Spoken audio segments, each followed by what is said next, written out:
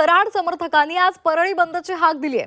वाल्मिक कराडचे समर्थक आक्रमक झालेत। आज सकाळी 10 वाजता वाल्मिक समर्थकांची बैठक होणार आहे आणि बैठक झाल्यानंतर आंदोलनाची भूमिका ते ठरवणार आहेत। वाल्मिक कराडवर मकोका लावण्यात आलेला आहे आणि त्यानंतर आता कराड समर्थक आक्रमक झालेत। आज परळी बंदची हाक देण्यात आली आहे। सकाळी 10 वाजता कराड समर्थक बैठक घेतील आणि त्यानंतर आंदोलनाची पुढची दिशा ते ठरवणार आहेत।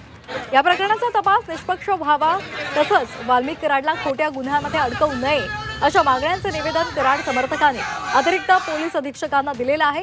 काल दिवसभर परळी पोलीस ठाण्याबाहेर कराड समर्थकांचं आंदोलन सुरू होतं।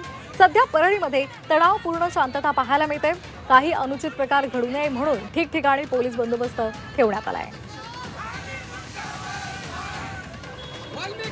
तर तिथला आढावा घेतलाय आमचे प्रतिनिधी वैभव बाळकुंदे यांनी। पाहूयात।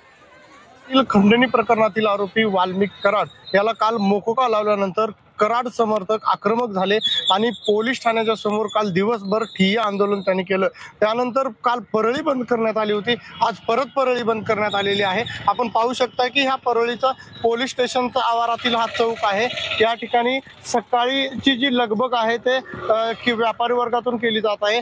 आज परत एकदा परळी जे आहे ते बंद करण्यात आलेले आहे आणि 10 वाजता जे कराड समर्थक आहेत यांची बैठक होणार आहे। त्यानंतर कराड समर्थक जे आहेत ते बैठकीनंतर काय निर्णय घेणार, पुढील आंदोलनाची दिशा त्यांची काय असणार हे ठरणार आहे।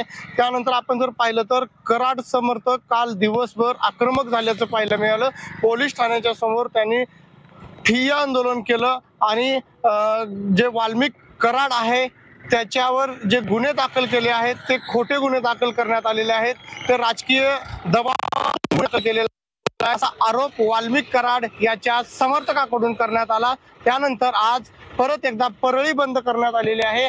आज 10 वाजता वाल्मिक कराड याच्या समर्थकाकडून बैठकीचं आयोजन करण्यात आलेलं आहे। त्या बैठकीनंतर वाल्मिक कराड याच्या समर्थनात काय आंदोलनाची दिशा ठरेल हे त्या बैठकीत ठरणार आहे।